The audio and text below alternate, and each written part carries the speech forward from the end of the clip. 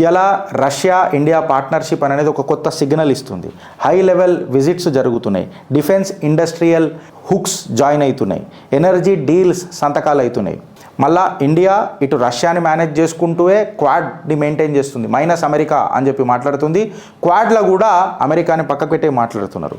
Indo Pacific talks ఏవైతే ఉంటాయో, tracks ఏవైతే ఉంటాయో అవన్నీ మంచిగా వామప్ అవుతున్నాయి. ఇది నేను మాట్లాడడం కాదు, వీక్ మ్యాగజైన్లో కూడా వచ్చిన కథనాలు మీ ముంగటికి చెప్తున్నా.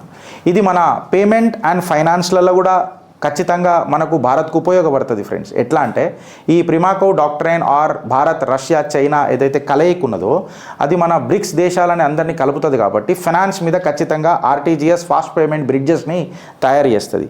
ఎనర్జీ కారిడార్లను కొత్తగా తయారు చేస్తుంది.